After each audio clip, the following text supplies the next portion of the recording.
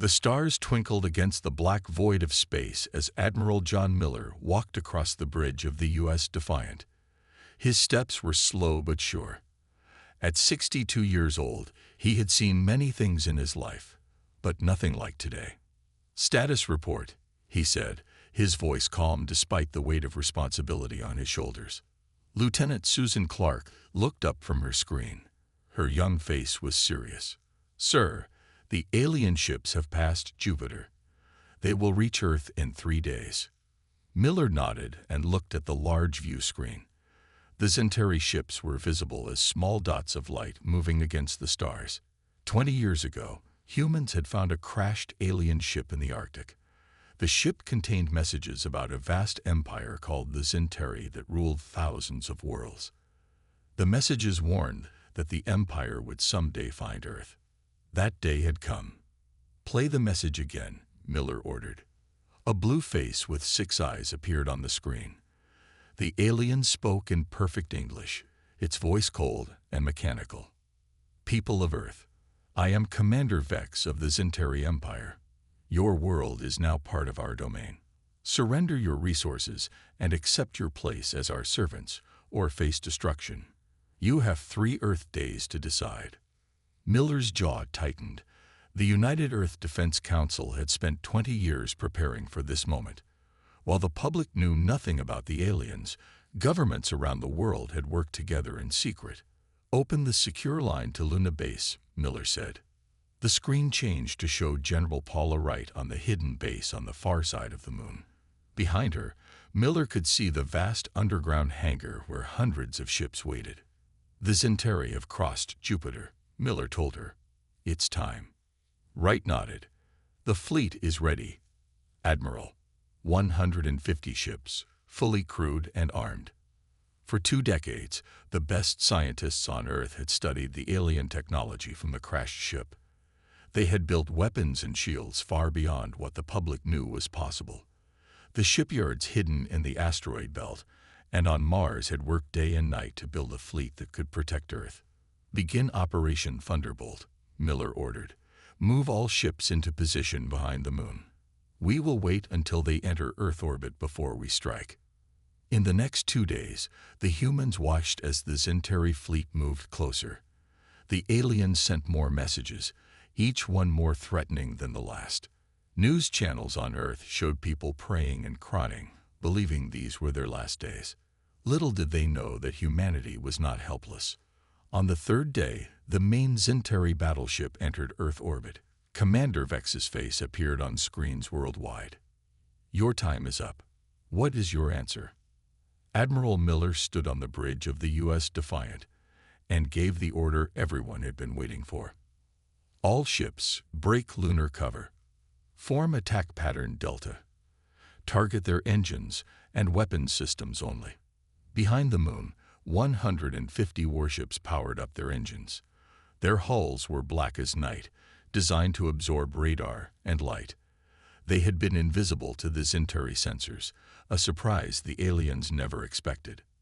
As the human fleet moved out from behind the moon, arranged in perfect battle formation, a message was sent to every screen on Earth and to the Centauri ships. Admiral Miller spoke clearly, his words heard by billions.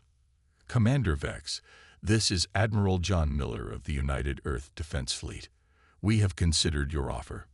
Our answer is no." On the Centauri command ship, Commander Vex watched in shock as his sensors suddenly showed hundreds of human warships surrounding his fleet. This was impossible.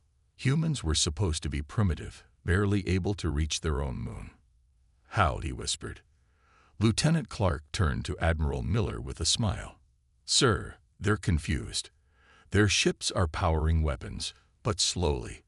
They didn't expect us to fight back." Miller nodded and gave the order that would change humanity's place in the galaxy forever. "All ships, open fire." The space around Earth lit up as the first volley of weapons fire left the human ships. Streaks of blue energy cut across the blackness of space toward the Centauri fleet. The aliens had barely enough time to raise their shields. Commander Vex gripped the arms of his command chair as his ship shook. "Return fire. All ships, attack those human vessels. But the Zintari were in disarray. They had come expecting an easy victory over a helpless planet. Instead, they faced a well-prepared fleet with technology that shouldn't have been possible for humans to develop. On the U.S. Defiant, Admiral Miller watched calmly as the battle unfolded. "Status report," he ordered. Lieutenant Susan Clark studied her screen. "Sir, our first attack damaged 5 of their ships. Their shields are stronger than we expected, but our weapons are getting through." Captain Alan Rodriguez's voice came through the comm system. "Admiral, this is the U.S. Valor. We found a weakness in their shield pattern. Sending the data to all ships now." Miller nodded. "Good work, Captain. All ships, adjust your targeting based on the Valor's data." The human fleet moved with perfect coordination. 20 years of training and preparation showed in every maneuver. The Zintari, despite their advanced technology, were being outfought. On his ship, Commander Vex couldn't believe what was happening. "How is this possible?" he shouted as another blast rocked his vessel. These humans couldn't have developed this technology on their own. His second-in-command, Sub-Commander Krell, looked up from his damaged console. "Sir, we're detecting unusual energy readings from their weapons. They're not using standard plasma cannons or laser arrays. This is something new." What the Zintari didn't know was that Earth scientists had studied the crashed alien ship for decades. Chief Engineer Lisa Freeman had led the team that developed the quantum disruption beams, now cutting through Zintari shields. "Keep firing," Miller ordered. "Target their engines and weapon systems. We want to disable, not destroy." The battle continued for another hour. 7 Zintari ships were completely disabled, floating powerless in Earth orbit. 5 more had suffered serious damage.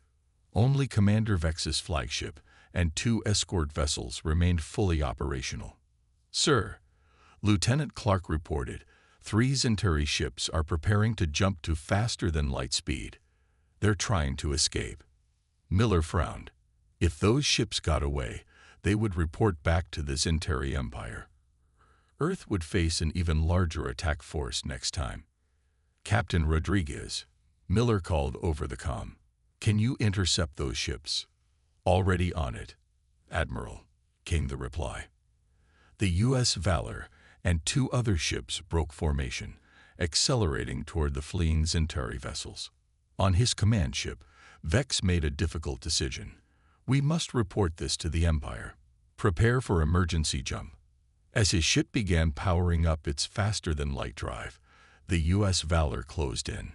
Captain Rodriguez stood on his bridge, determination on his face.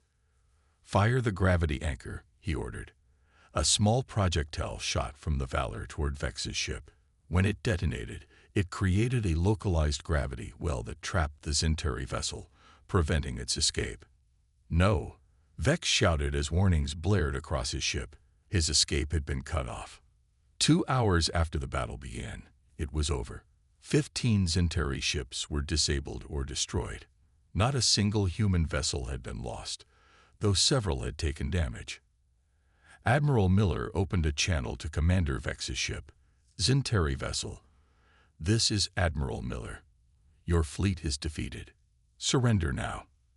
There was a long pause before Vex responded, his voice tight with anger and disbelief. "This is impossible.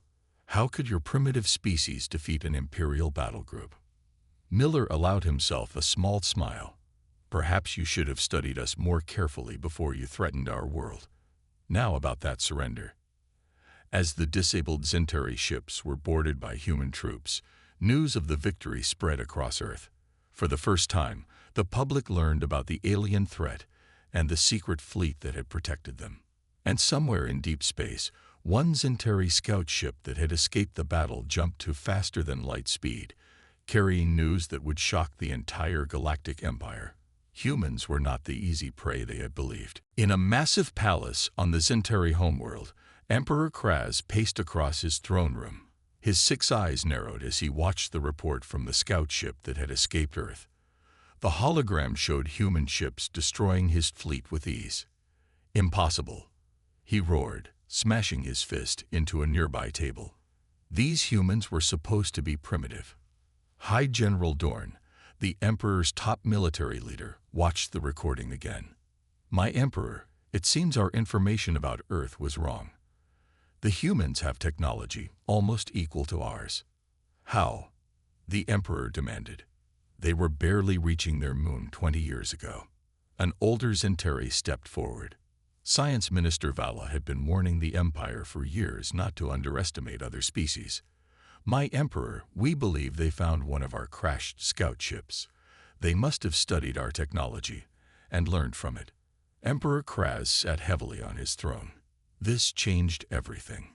The Empire had been expanding for centuries, easily conquering hundreds of worlds. No species had ever fought back so effectively. "I want a full invasion fleet," he ordered. 1,000 ships. We will crush these humans completely.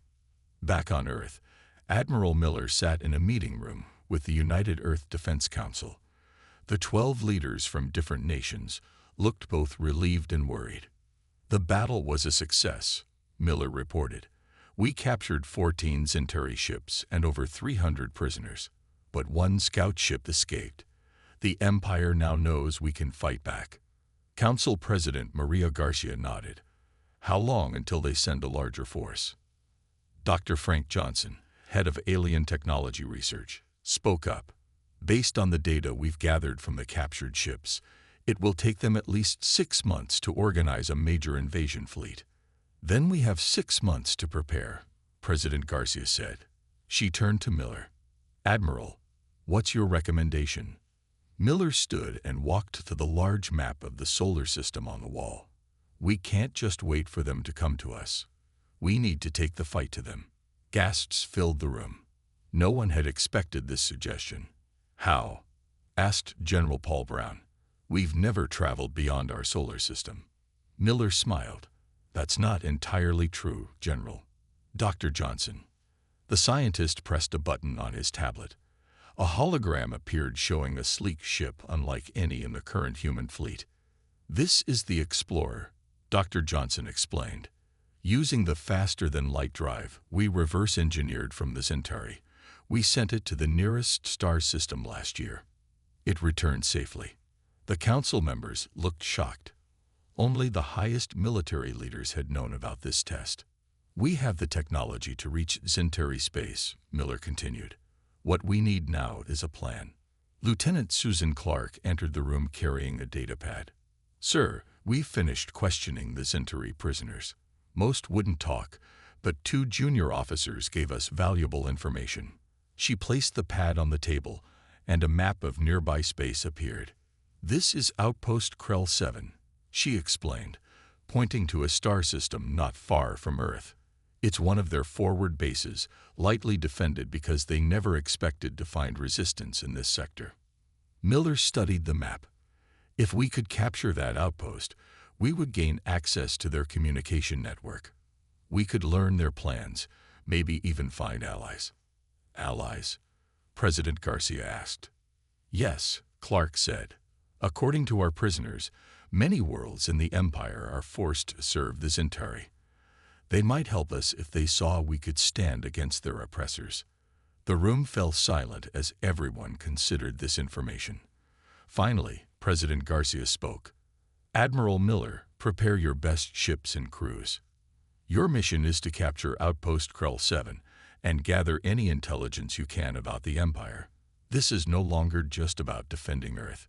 We're taking the fight to the enemy." Miller nodded, determination in his eyes. "Yes, Madam President. The Zentari thought we would be easy prey. It's time to show them just how wrong they were." As the meeting ended, Miller walked to the window and looked up at the night sky. Somewhere out there, the Zentari were preparing for war. But this time, humans would not be waiting passively for the attack to come. This time, they would strike first. Admiral Miller stood on the bridge of the U.S. Defiant, watching as his strike force prepared to jump to faster-than-light speed. 5 of Earth's best ships had been chosen for this mission: the Defiant, the Valor, the Liberty, the Guardian, and the Intrepid. "All ships report ready, sir," Lieutenant Susan Clark said from her station. Jump drives are charged and coordinates are locked on Outpost Krell 7. Miller took a deep breath. This would be humanity's first military action beyond the solar system. Send the signal. All ships jump in 3, 2, 1. The 5 ships disappeared in flashes of blue light as their jump drives activated. For a moment, they existed in a space between spaces, and then they reappeared near a small rocky planet orbiting a red star. Jump complete, Clark reported. All ships present and accounted for. We are 500,000 miles from Outpost Krell 7 and outside their sensor range. Captain Alan Rodriguez's face appeared on the main screen. Admiral, the Valor sensors are picking up 4 Zintari ships in orbit around the planet. 1 large station and 3 patrol vessels. Just as our intelligence suggested, Miller nodded.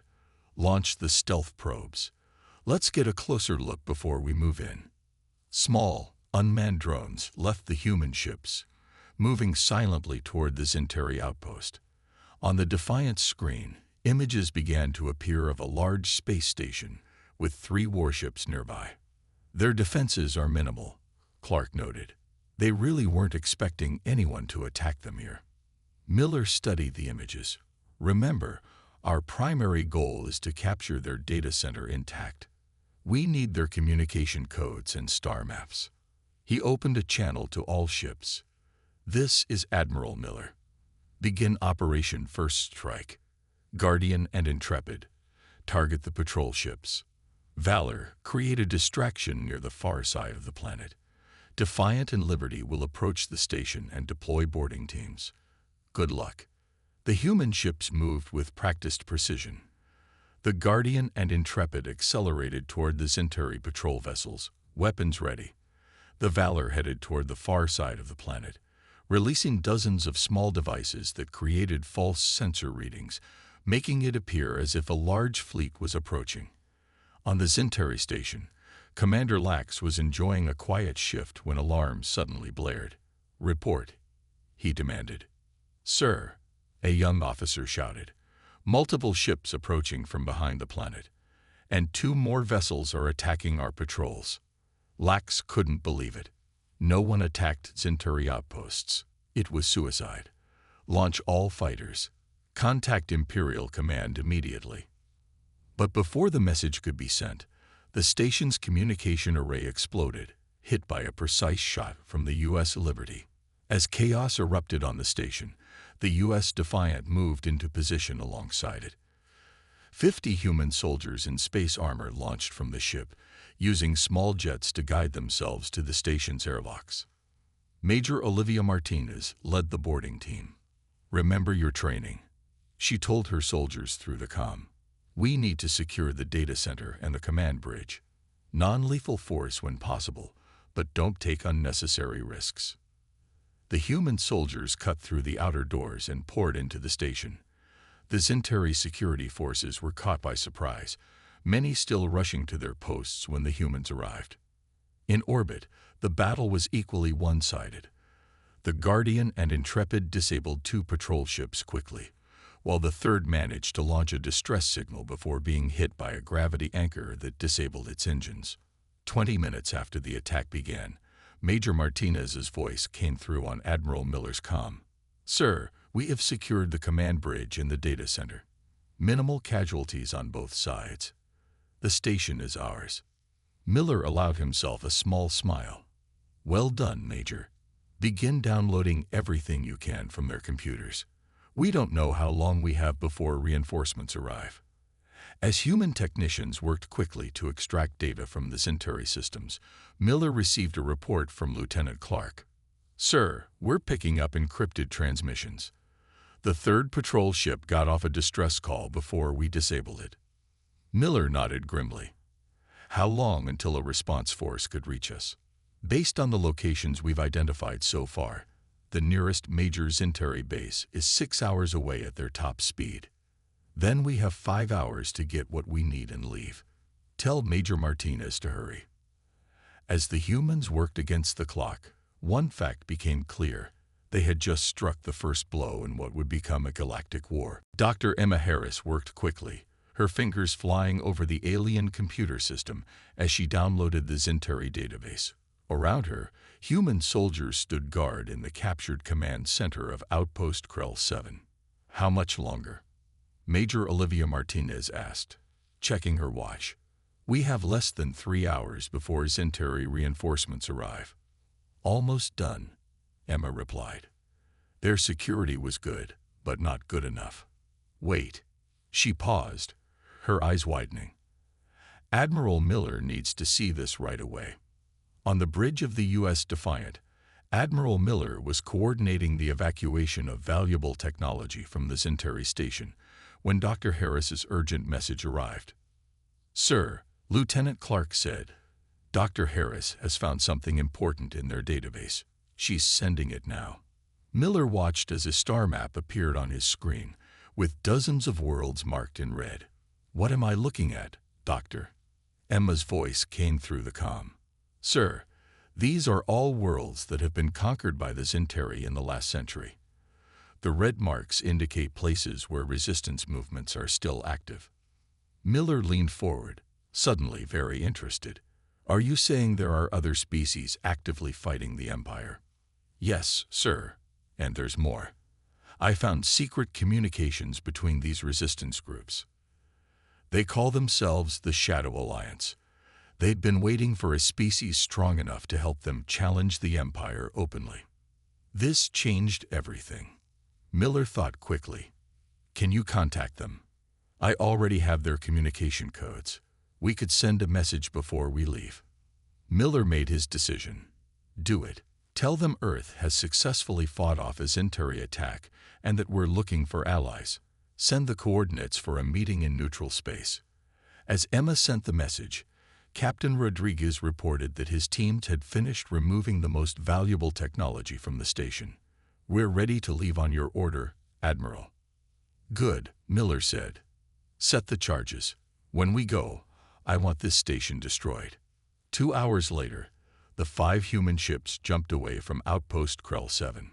Behind them, explosions tore through the Zentari station, leaving nothing but floating debris. Back on Earth, the United Earth Defense Council listened intently as Admiral Miller reported their findings. The good news is that we're not alone in this fight, he explained. There are at least 15 other species who have been resisting the Empire. Some have been doing so for decades. President Garcia looked thoughtful. Have they responded to our message? Yes, Madam President. A representative of the Shadow Alliance has agreed to meet us in 3 days at a location halfway between Earth and the nearest resistance world. This could be a trap, General Brown warned. It could be, Miller agreed. But I don't think it is. These species have as much reason to hate the Zentari as we do. Maybe more. President Garcia stood up. Admiral Miller, you will lead a diplomatic mission to this meeting. Take 3 ships, enough to show our strength, but not so many that we appear threatening. 3 days later, the U.S. Defiant, along with the Liberty and the Guardian, arrived at the meeting point, an abandoned mining outpost in a system with no habitable planets. Sensors detect 1 ship approaching.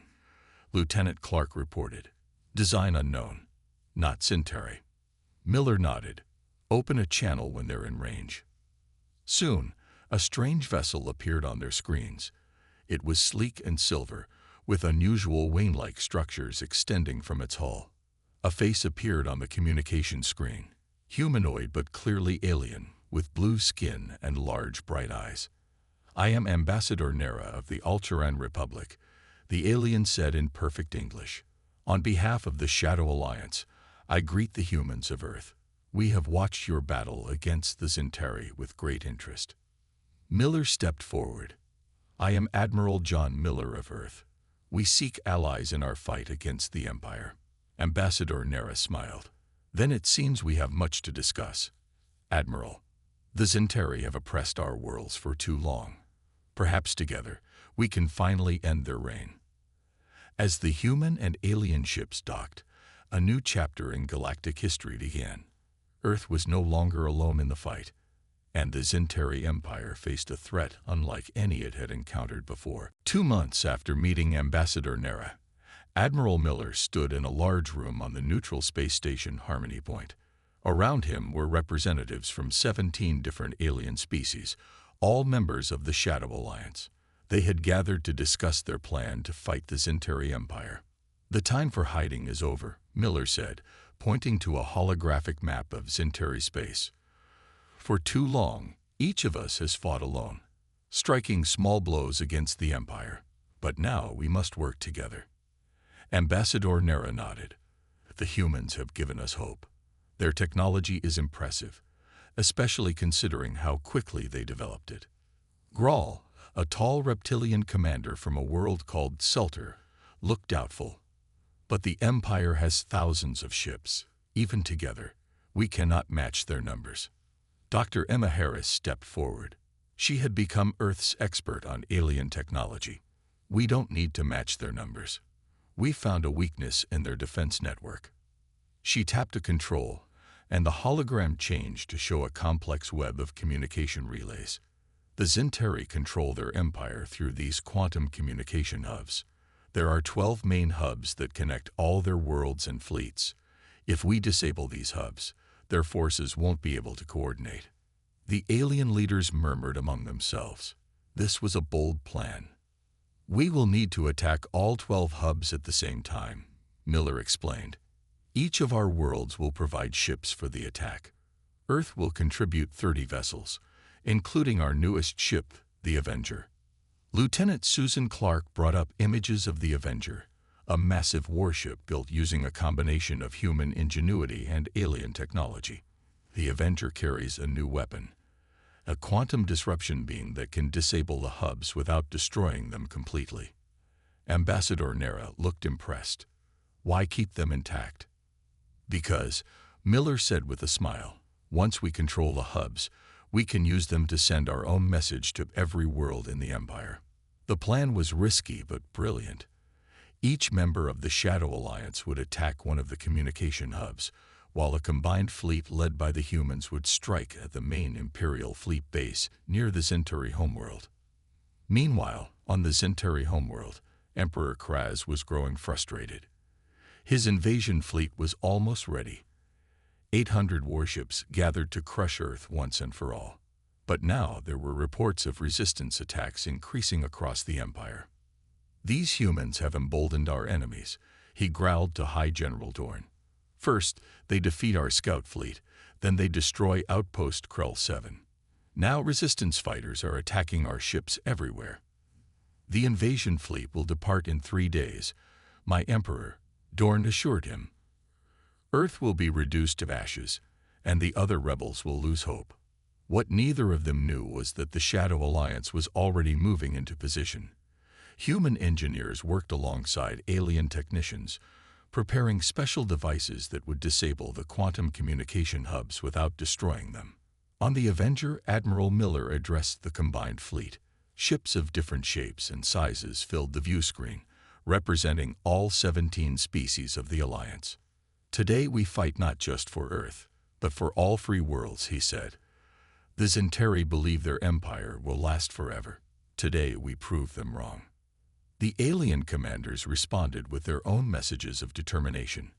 For the first time, the diverse species were united in a common cause. As the final preparations were made, Lieutenant Clark approached Miller privately. "Sir, our spies report that the Zentari invasion fleet is almost ready. They plan to attack Earth in 3 days." Miller nodded, his face grim but determined. "Then we attack tomorrow. We'll hit them before they can launch their invasion." Across the galaxy, resistance fighters prepared for battle. The greatest coordinated attack in galactic history was about to begin, and the Zentari Empire had no idea what was coming. The massive Zentari command center was filled with activity as Emperor Kraz watched the final preparations for the Earth invasion. 800 warships waited in formation, the largest fleet ever assembled in the Empire's history. "The attack begins in 6 hours, High General Dorn reported proudly. "Earth will be ours by tomorrow." Suddenly, alarms blared throughout the command center. A young officer ran to the Emperor, his face filled with panic. "My Emperor, we're under attack." Multiple enemy fleets have appeared throughout Imperial space. Impossible. Kraz shouted. Show me. The main screen changed to show attacks happening all across the Empire. 12 communication hubs were under assault by ships of different designs, the combined forces of the Shadow Alliance. Our communications are failing, another officer reported. We can't contact our defense fleets. At that moment, a new alarm sounded. My Emperor, enemy fleet approaching the homeworld. 50 ships of unknown design. Outside the Zentari homeworld, Admiral Miller stood on the bridge of the Avenger, leading the combined fleet of human and alien vessels. Begin the attack, he ordered. Target their defense platforms first, then move on to their fleet. The Shadow Alliance ships moved with perfect coordination, using tactics developed by combining the best military minds of 17 species. The Zentari, unable to communicate effectively with their forces across the Empire, couldn't organize a proper defense. On Earth, President Garcia and the Defense Council watched live reports coming in from their allies across the galaxy. All 12 communication hubs have been captured. Lieutenant Clark reported from the Avenger. We're uploading the message now. Throughout Centauri space, on every planet and ship, screens suddenly changed to show Admiral Miller standing alongside Ambassador Nera and the other Alliance leaders. People of the Zentari Empire, Miller said, your leaders have told you they rule by divine right. They have told you other species exist only to serve you. Today we proved them wrong. Ambassador Nera stepped forward. For too long, the Empire has oppressed free worlds. Today that ends.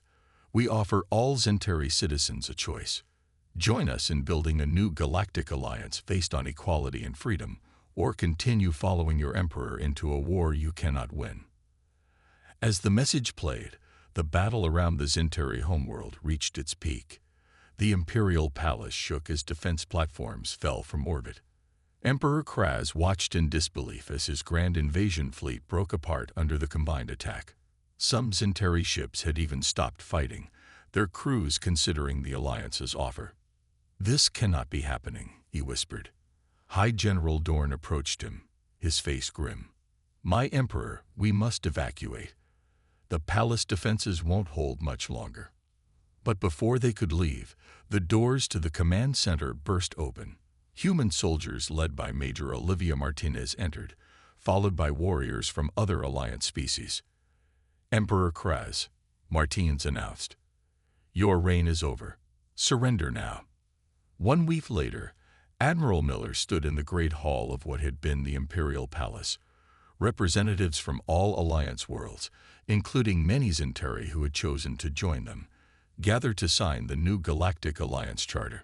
Today marks a new beginning, Miller said, not just for Earth, but for all worlds. The Empire fell not because we were stronger, but because we stood together.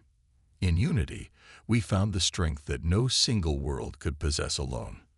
Ambassador Nera, now elected as the first council speaker of the Alliance, nodded. And this is just the beginning. There are thousands of worlds to explore, new species to meet. The galaxy is vast, and now it's free. As the ceremony ended, Miller looked out at the stars visible through the great crystal dome. Humanity had entered the galactic stage as an unknown species, dismissed as primitive and weak. Now they stood as equals among the stars, respected not just for their strength in battle, but for their ability to unite diverse peoples in a common cause. The human war fleet had arrived and stunned an empire.